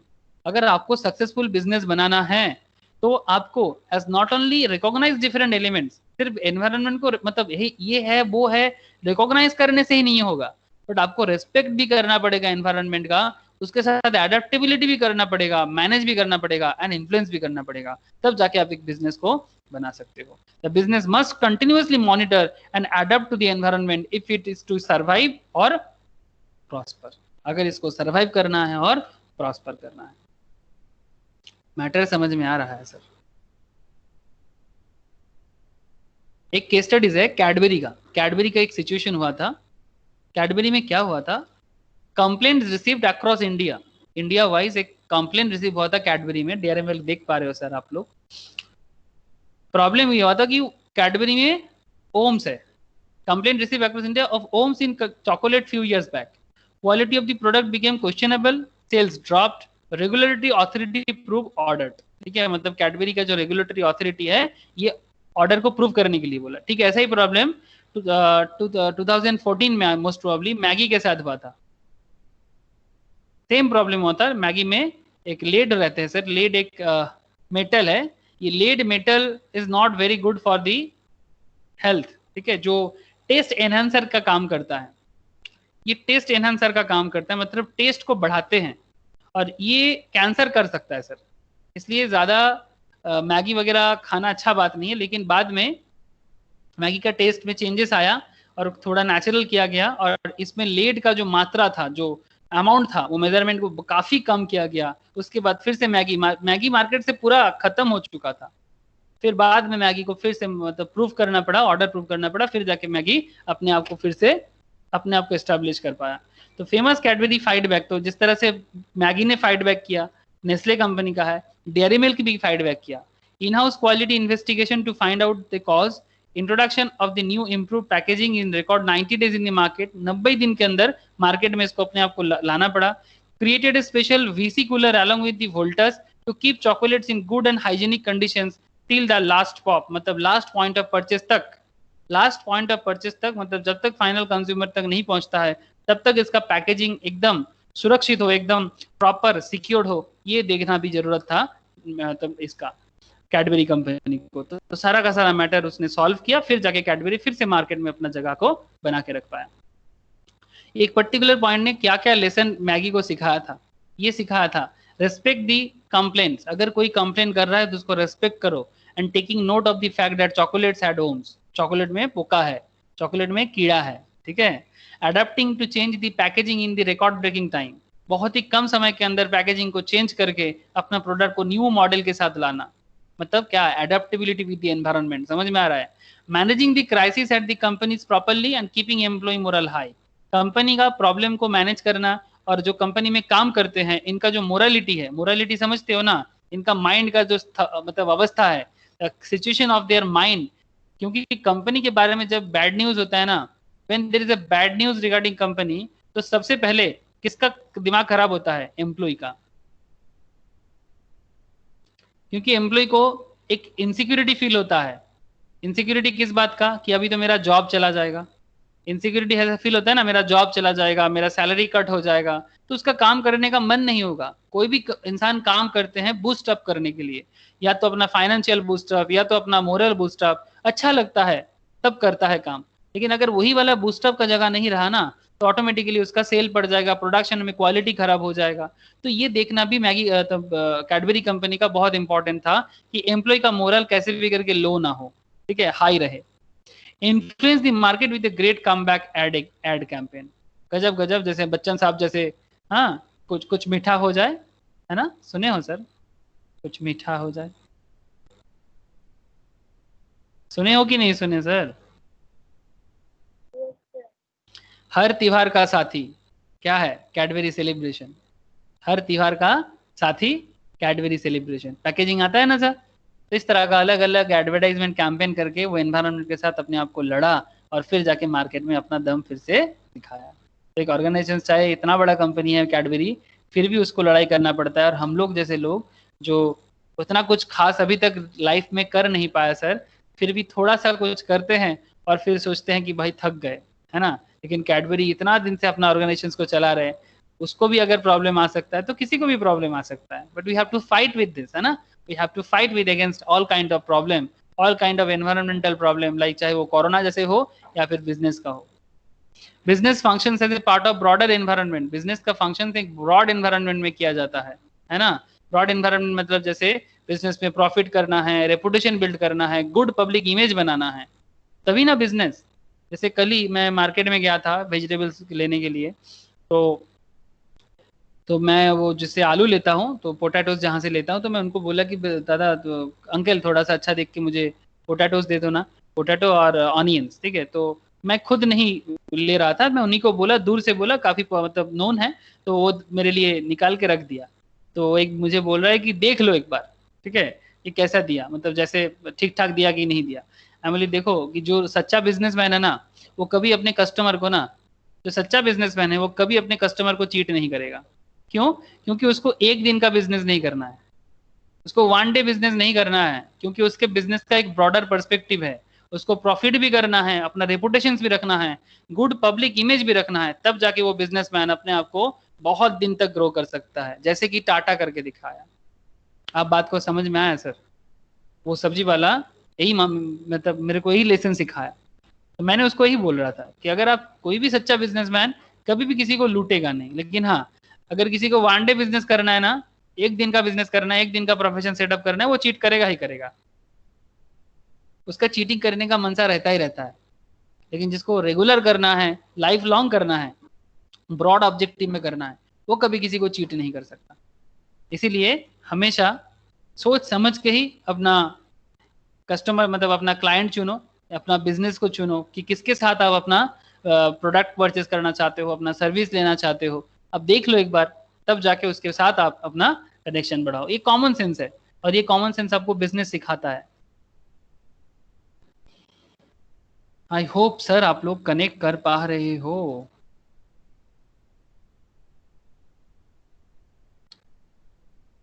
देखो ये cocoa Cola का mind map है, cocoa Cola company का mind map है। आप लोग सब हो या सब बोर होके भाग गए?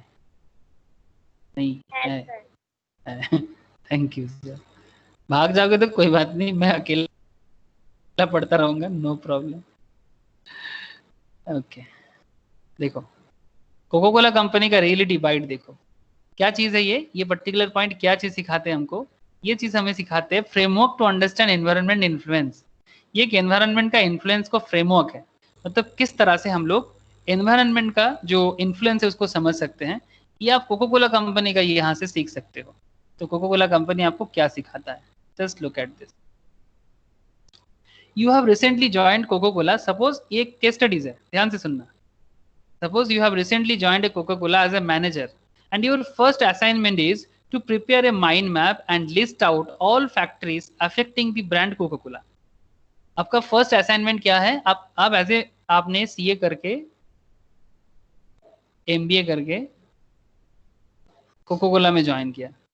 You have recently join Coca Cola as a manager and your first assignment is to prepare a mind map. आपको कंपनी ने बताया कि एक माइंड मैप बना के दो and list out all the factor affecting the brand Coca Cola.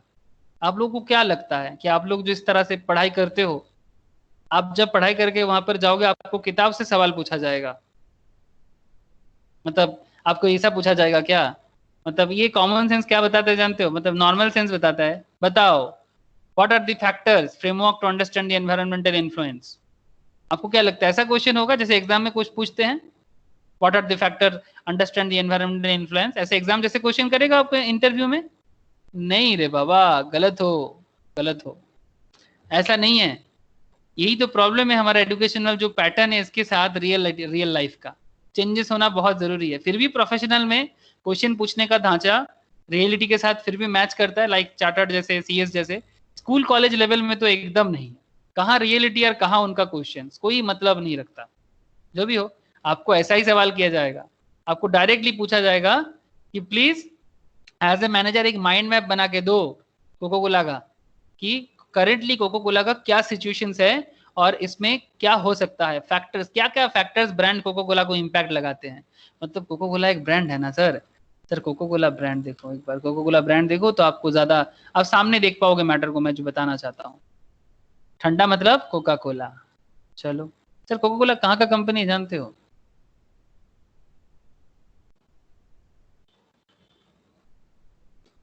Coca Cola. गाना मत गान देना हाँ, कोई कोका कोला लेके एक गाना भी है। किसी के मन में चल रहा है क्या कोका कोला का गाना? कोका कोला तू बोल के एक ऐसा गाना है, जो भी हो, फेमस है गाना बहुत, मेरे दिमाग में तो आ गया सर। जो भी हो, कोका कोला शेयर प्राइस देखो सर, कोका कोला का शेयर प्राइस क्या चल रहा है? कोका कोला का शेयर प्राइस चल रहा है 43.91 यूएस डॉलर।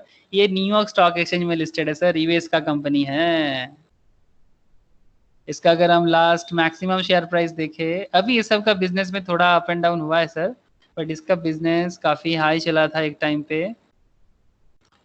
नहीं अभी हाईएस्ट लेवल में ही चल रहा है सर, हाईएस्ट में ही चल रहा है।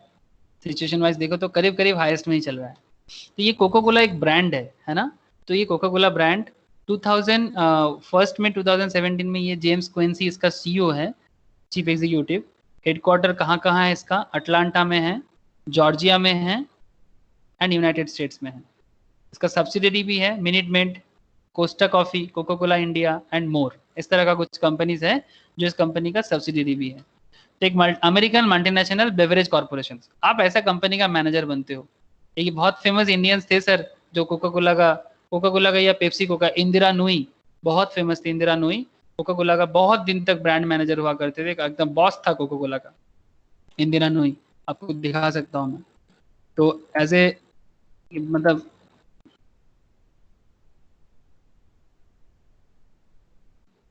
इंदिरा नूई देख सकते हो आप, इंदिरा नूई, ये है इंदिरा नूई, देख रहे हो,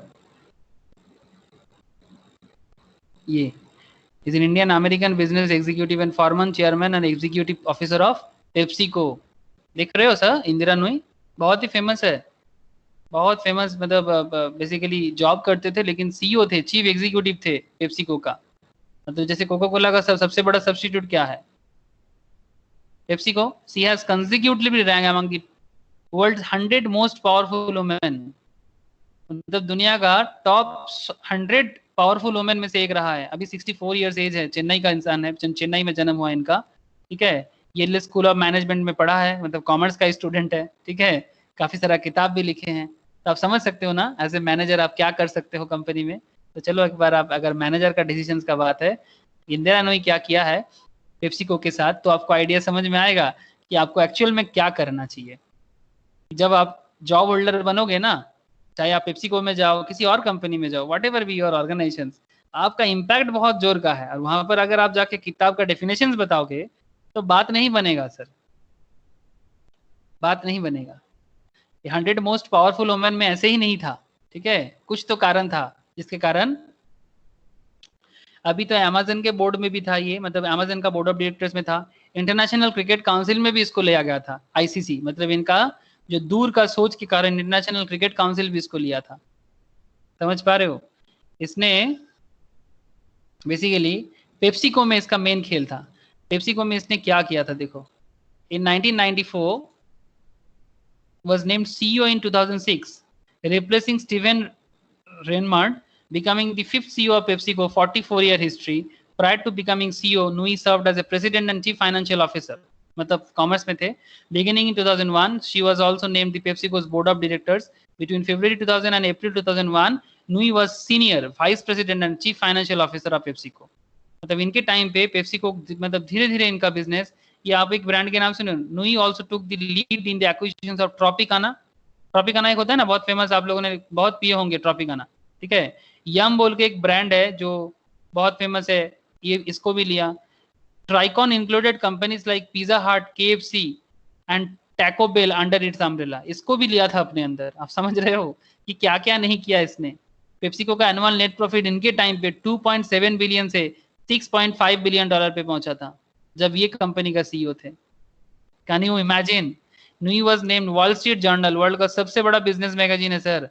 मैं चाहूंगा कि आप लोग, मेरे स्टूडेंट लोग, प्लीज ये वॉल स्ट्रीट जर्नल में अपना नाम लाओ। वॉल स्ट्रीट जर्नल में लिस्ट ऑफ 50 वुमेन में 2007 ने 2008 में अपने आप को लाया था, and was listed the among times magazine भी वर्ल्ड का one of the most magazine है, 100 most influential people in the world in 2007। समझ में आ रहा है सर कि एक मैनेजर ऑर्गेनाइजेशंस को कहां से कहां लेके जा सकते हैं। तो जो भी हो, रेमुनरेशन कैसा मिलता था देखोगे, चलो यह भी देखना जरूरी है कि इसको कितना अमाउंट का रेमुनरेशन आसपास मिलता था। मतलब सैलरी जॉब करते थे सर, लेकिन जॉब करते थे लेकिन उसमें पूरा पावर उनका था।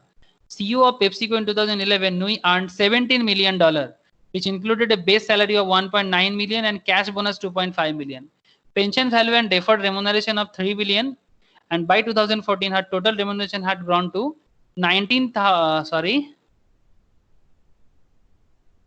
1 crore 99 lakh $87,832, including 5.5 million of equity.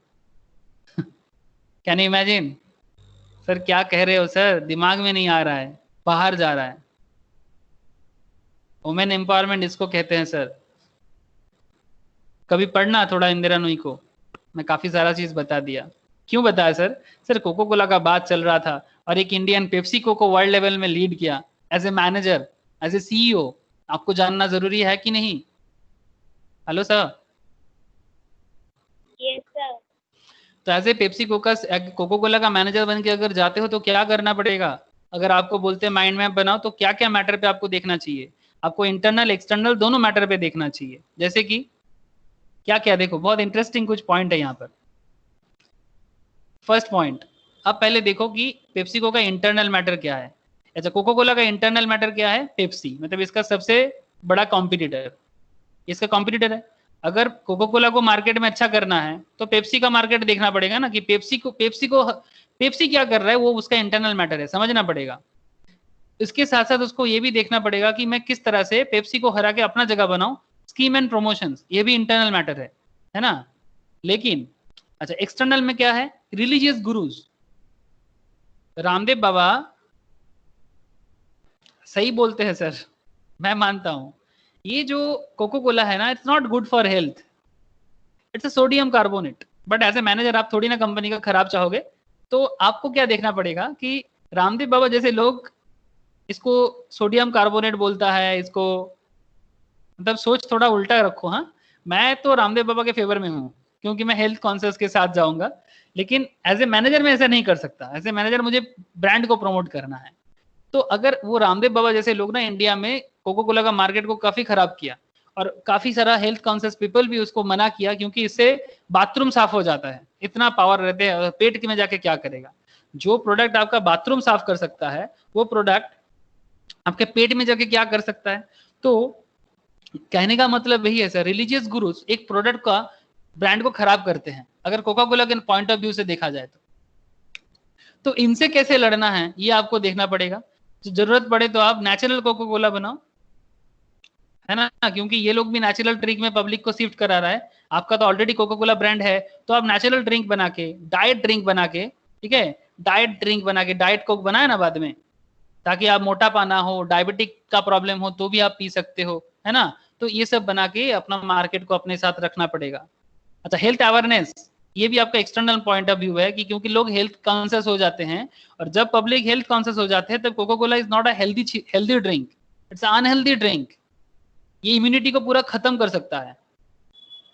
ये कोरोना वगैरह किसका ज्यादा हो रहा है जानते हो, ये जिसका, जो लोग घर में सारा दिन बिना सन रेज का अंधकार घर में रहता है और दिन रात सिर्फ पिज्जा और कोको कोला पीते रहते हैं ना, इनका ही तो कोरोना होगा। आप लोग एक चीज देखिए, अमेरिका में कितना लोग मर रहा है, वहां पर तो पॉपुलेशन डेंसिटी हाई नहीं है रे बाबा। इंडिया में तो बहुत ज्यादा लोग रहते हैं, भीड़ ही भीड़ है जिधर देखो। यूएस में तो भीड़ ही भीड़ नहीं है ना, फिर भी वहां पर प्रॉब्लम क्यों, वहां में इम्यूनिटी बहुत प्रॉब्लम है सर। सारा दिन पिज्जा को खाएगा तो क्या होगा। तो हेल्थ अवेयरनेस के साथ इनका प्रोडक्ट में प्रॉब्लम आ सकता है, तो इस मैटर पे ध्यान रखना पड़ेगा। जब पैकेजिंग कैची होना चाहिए, तो ये इनका इंटरनल फैक्टर है, लेकिन हेल्थ अवेयरनेस, रिलीजियस गुरु उनका एक्सटर्नल मैटर है। अच्छा, डिस्ट्रीब्यूशन नेटवर्क, किस तरह से डिस्ट्रीब्यूट करे इसको, गांव गांव में, शहर शहर में मिलता है, ये इनका इंटरनल प्रॉब्लम है, इसको भी देखना पड़ेगा। अच्छा, सीजनल एक प्रॉब्लम है, क्योंकि ठंडे के टाइम पे थोड़ा सेल कम हो जाते हैं ऑब्वियसली, और गर्मी के टाइम पे सेल बढ़ जाता है, तो सीजनलिटी देखना पड़ेगा, ठीक है। तो ये भी इसका एक एक्सटर्नल मैटर है। और नेचुरल ड्रिंक्स मार्केट में आ गया, तो उसके साथ कैसे अपने आप को कोप अप कर पाए, इसके साथ भी उसको देखना पड़ेगा, क्योंकि वो उसका मार्केट ले ले रहा है। तो नेचुरल ड्रिंक्स के साथ अपना मार्केट को देखना उसका एक्सटर्नल मैटर है। तो इस तरह से आपको एक माइंड मैप गैदर करना चाहिए, और फिर इसके हिसाब से आपको कंपनी का रूट क्रिएट करना है, कि आगे कंपनी का बिजनेस कुछ ऐसे लेवल में जाएगा। आपको रूट क्रिएट करना है, रास्ता क्रिएट करना है, create a route for the future of the Coca Cola. As a manager of a company, as a CFO, chief financial officer, as a chartered accountant, as an MBA, as a CS, whatever be your designation, doesn't matter, but at the end of the day your company should grow, your Coca Cola should be flourish। समझ में आ रहा है sir, किस तरह से business environment अपने आप को बनाते हैं। अगर यहाँ तक समझ में आया तो नेक्स्ट दिन बाकी और भी चर्चा है सर, वहाँ पर हम लोग इकोनॉमिकल फैक्टर भी देखेंगे, एनवायरमेंटल एनालिसिस भी करेंगे। आज में हम लोगों का डिस्कशन यहीं तक रहेगा। आई होप आप लोगों ने एंजॉय किए होंगे, और घर में इसको प्लीज़ पढ़ा करो, ठीक है, थोड़ा गो थ्रू किया करो। जिनके पास कॉपी नहीं है मैं उनको शेयर कर दूंगा, आप मुझे एक बार बता देना कि सर मुझे शेयर कर दीजिए एक बार, मैं भी शेयर कर देता हूँ क्लास के बाद, ठीक है। अगर किसी को कुछ पूछना हो तो आप पूछ लो एक बार।